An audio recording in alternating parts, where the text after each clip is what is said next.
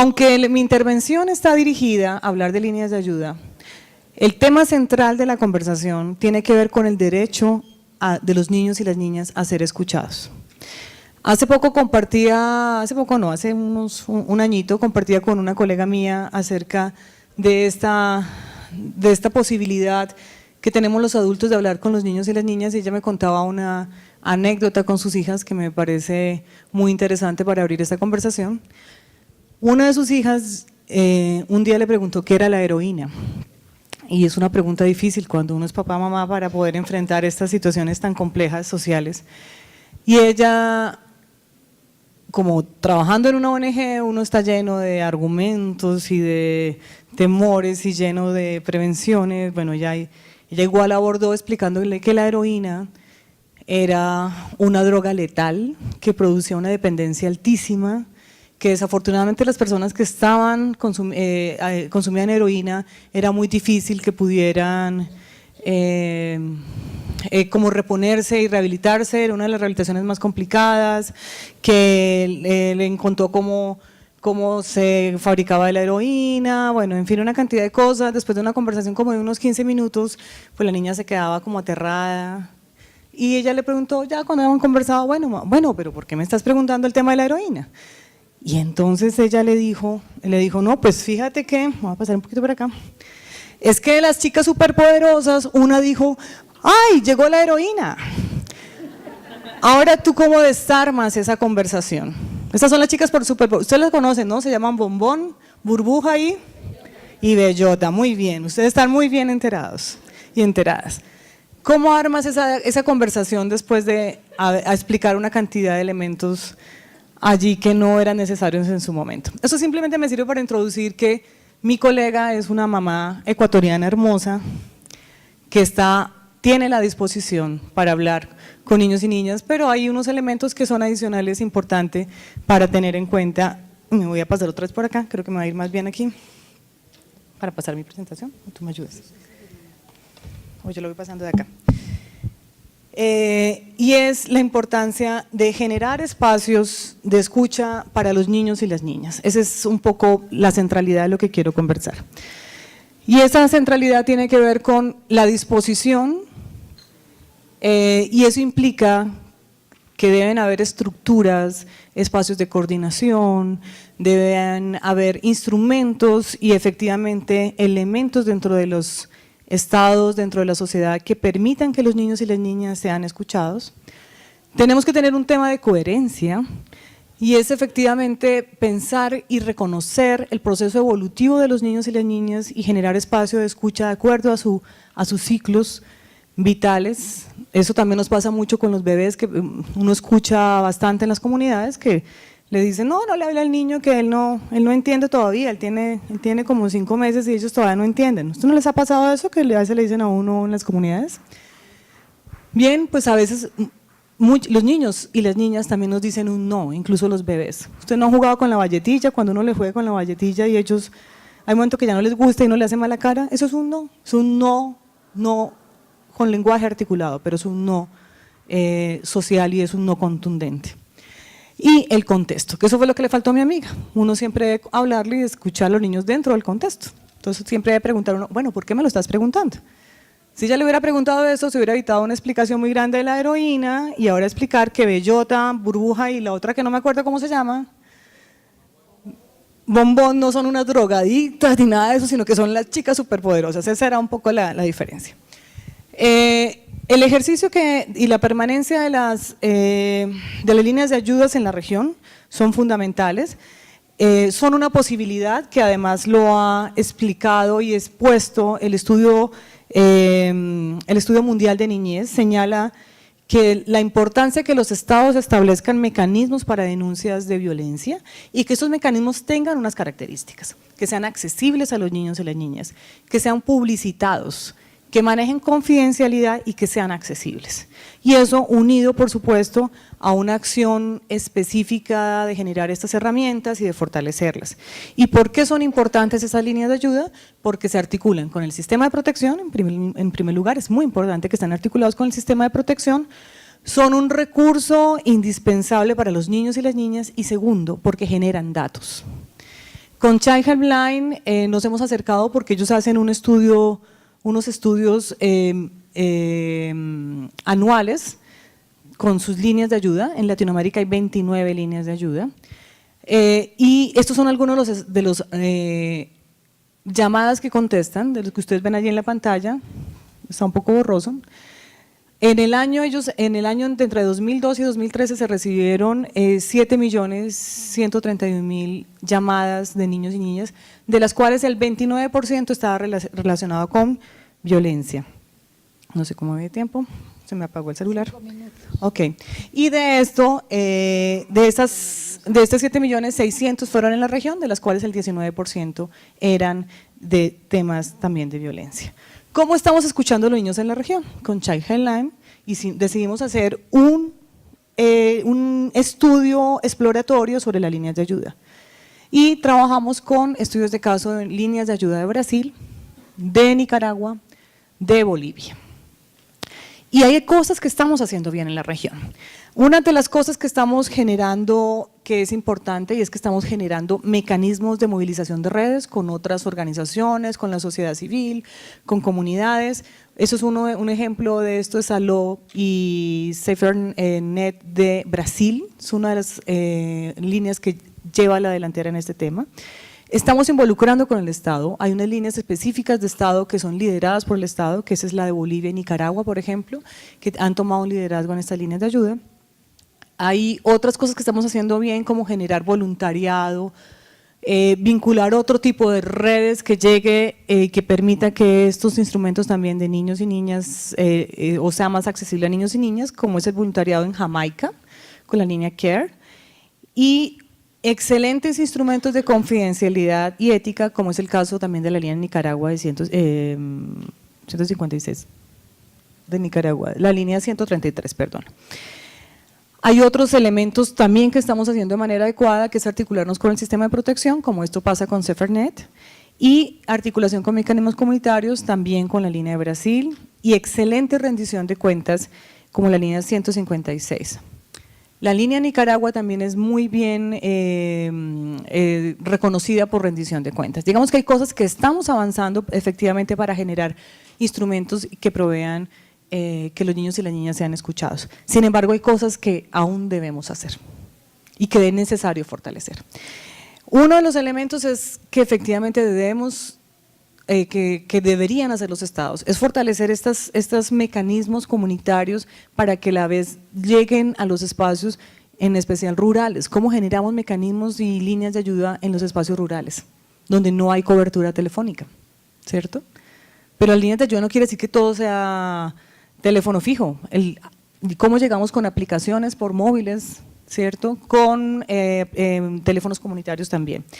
Otro elemento es la articulación institucional. De nada nos sirve tener líneas de ayuda de que están escuchando los niños y las niñas si los sistemas de protección o no hay una articulación institucional donde empezamos a hacer revictimización y digamos que mandando a los niños y las niñas en la referencia de casos. Involucrar a otros, cómo nos involucramos con líderes religiosos, con otros grupos que no son los que siempre estamos involucrándonos y por supuesto fortalecer el sistema de protección. Para las líneas de ayuda hay algunas cosas que se pueden hacer mejor en la región para que los niños y las niñas sean efectivamente escuchados. Promover la participación de niños y niñas. No pueden haber líneas de ayuda donde los niños simplemente o las niñas son sujetos de protección y no donde los estamos viendo actores de identificación de riesgo, actores de trabajo con pares.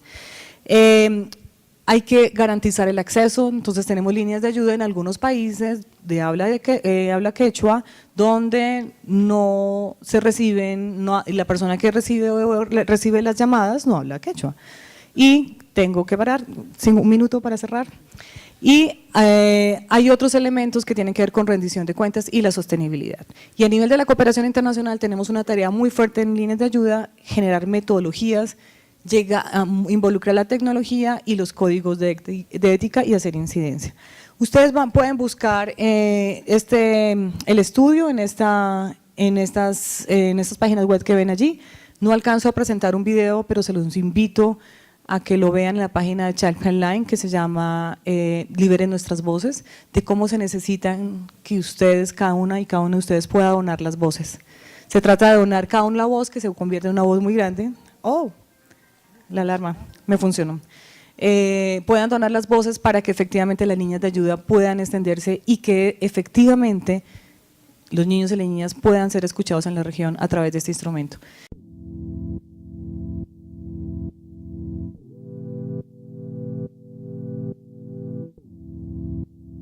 Creado desde 2010, trabajamos con diferentes líneas de acciones, entonces tenemos área de monitoreo de derechos de niños y niñas, trabajamos también con los presupuestos públicos, con análisis de orçamento, asesoramento a las otras instituciones con derecho, o que llamamos de derecho ao brincar, porque tenemos una legislación educacional que ahora los niños y niñas empiezan en la escuela con 6 años y hay un movimiento de la alfabetización en la edad certa, entonces trabajamos con eso también.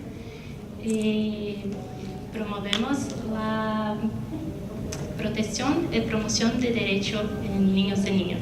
Acá un mapa de Brasil con la indicación de dónde está Paraná. Trabajamos, estamos sediados en Curitiba, que es la capital de Paraná. Entonces trabajamos nuestras líneas con base en Convención Internacional de los Derechos. Tenemos una legislación chamada ECA, que é o Estatuto da Criança e do Adolescente, desde 1990. Trabajamos também com as linhas metodológicas de inspiração em N-Case Foundation e Redim, que é a Rede por los Derechos. Aqui muitos participantes da rede. Então, nos inspiramos nesta metodologia para fazer nosso trabalho. Então, em linhas gerais, hacemos, em primeiro, diagnóstico das fontes de informação. E esse trabalho em último ano, com levantamento de quais são as fontes de informação que podemos disponer para fazer nosso plano, nosso planejamento. Isso originou na primeira publicação. E depois fomos buscar nestas fontes de informação dados relacionados aos direitos de niños e niñas sobre 8 áreas principais. Então, educação, saúde, habitação, demografia, economia. Desses dados que foram colhidos em 2012, tivemos uma segunda publicação que se chama Infância, Adolescência e Direitos, Livros de Dados do Paraná. Então, há todos os dados disponíveis com o levantamento que hicimos no último ano.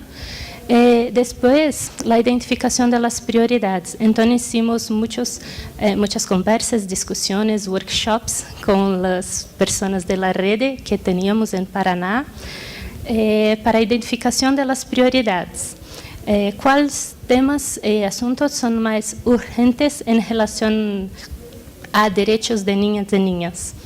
Então, ligamos a alguns temas para trabalhar e aprofundar em ensaios temáticos. Acá tenho exemplar de ensaios temáticos e posso disponibilizar alguns depois. Espero que se interessem para que não tenha de volver com eles a Brasil. Sim. Então, identificamos a educação como tema prioritário, enfrentamento, combate, as pessoas discutem qual o melhor nome para isso, mas enfrentamento à violência sexual contra niños e niñas. Acá identificamos território específico que é Foz do Iguaçu. Não sei se conhecem, mas Foz do Iguaçu é uma cidade de Paraná que tem uma condição peculiar de localização chamada Tríplice Fronteira, que hace fronteira com Paraguai, com Argentina e... me olvidei agora. Paraguai. Sim, Paraguai e Uruguai.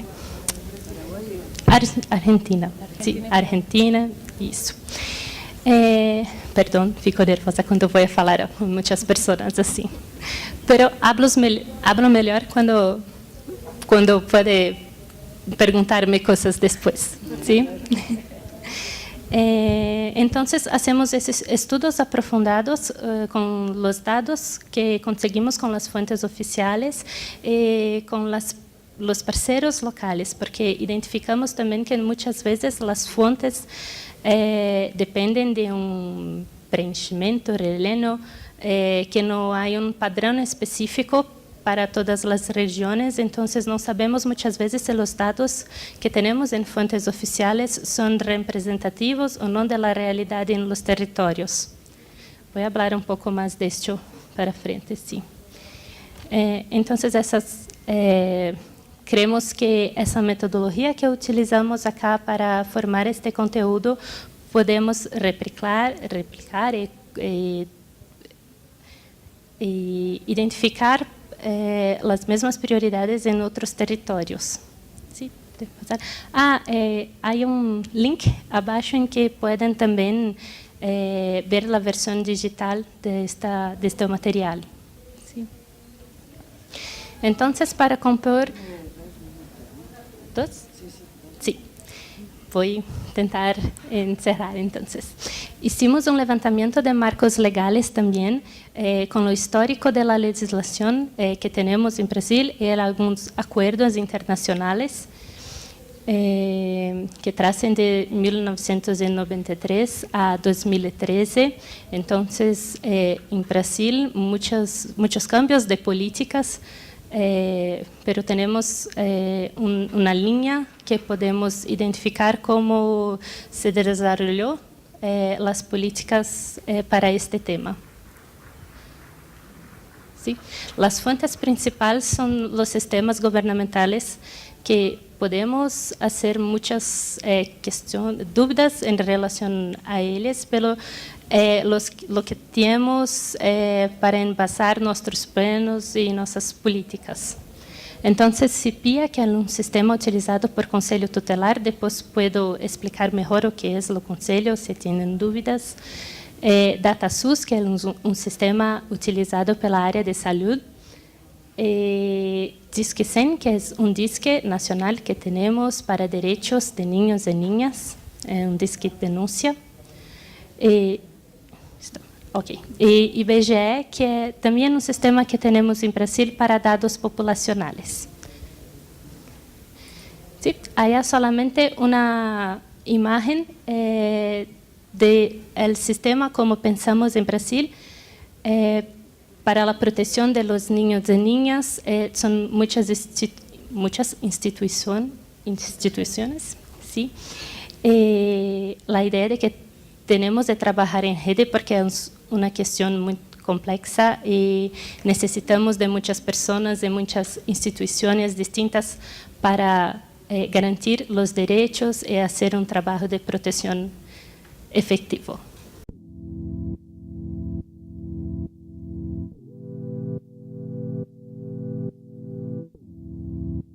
Mi nombre es Sofía García y trabajo en Perú en una organización de derechos humanos que se llama Instituto Promoviendo Desarrollo Social y PRODES.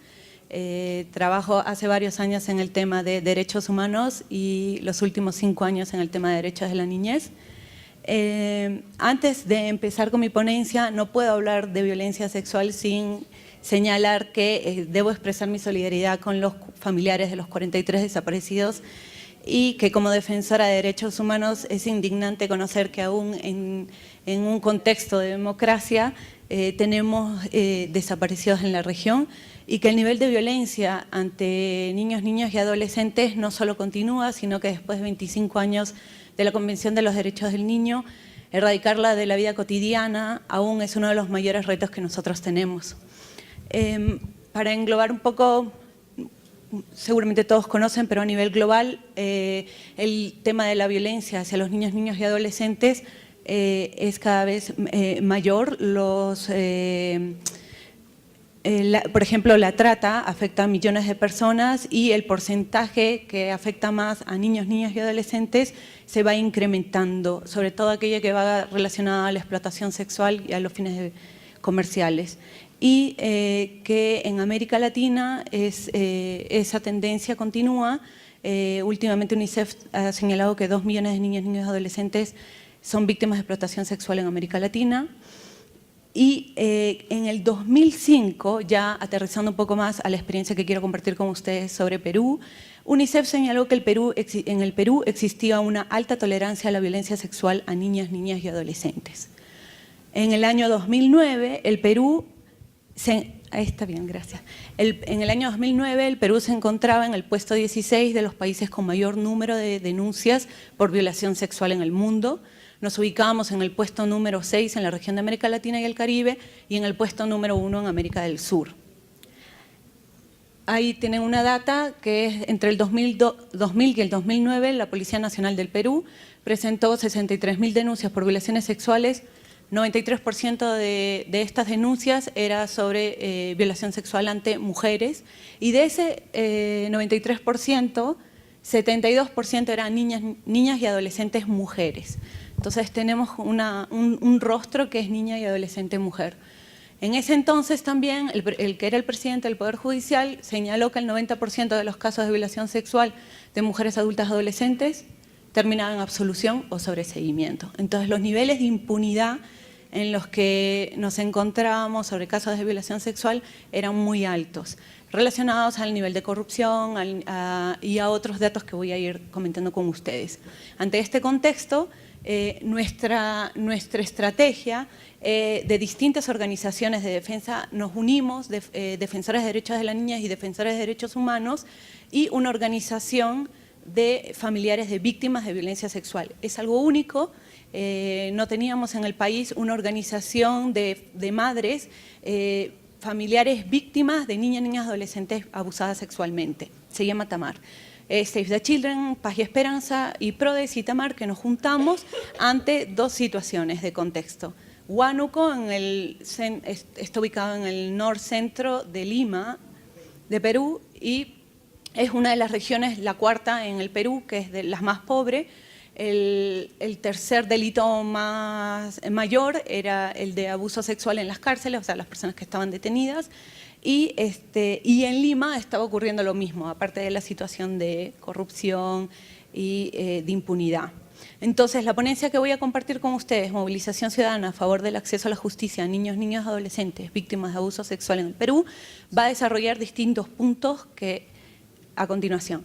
Primero, hicimos un plan de incidencia política para un cambio en la política pública.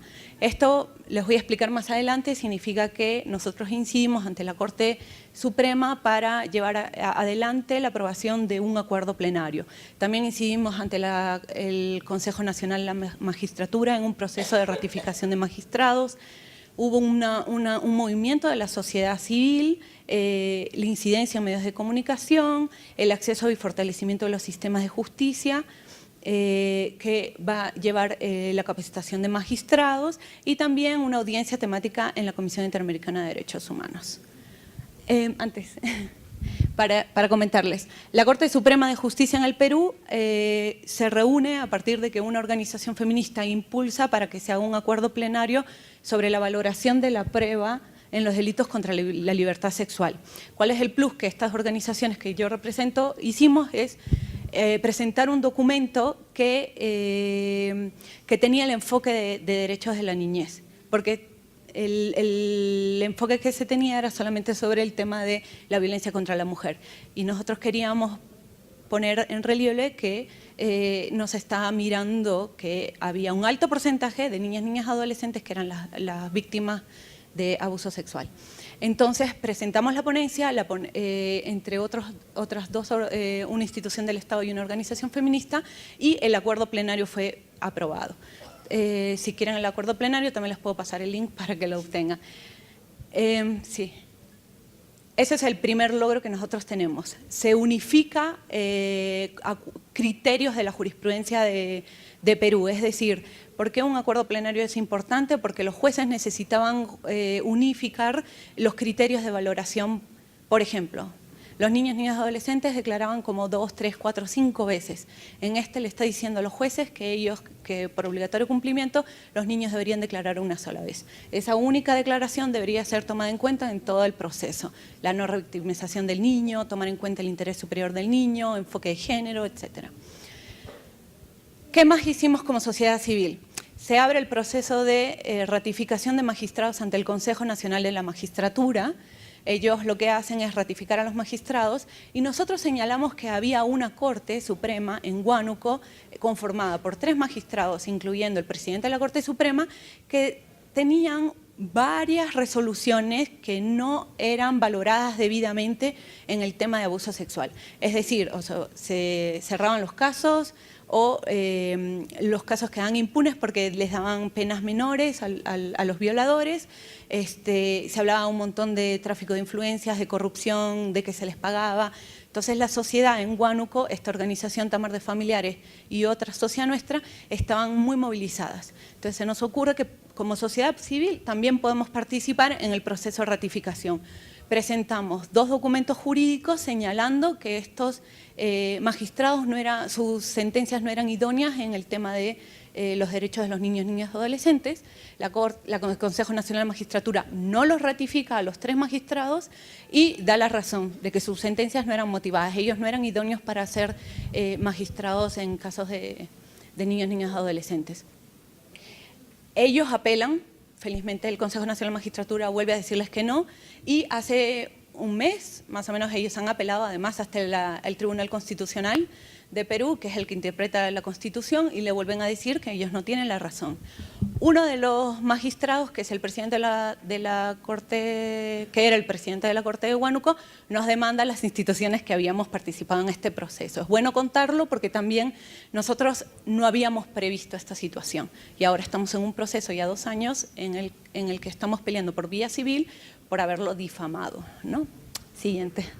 Bueno, ¿qué hicimos? Bueno, aparte que teníamos esta asociación Tamar que era única, tenemos que visibilizarlo y hacer la incidencia y la movilización con los medios de la sociedad civil.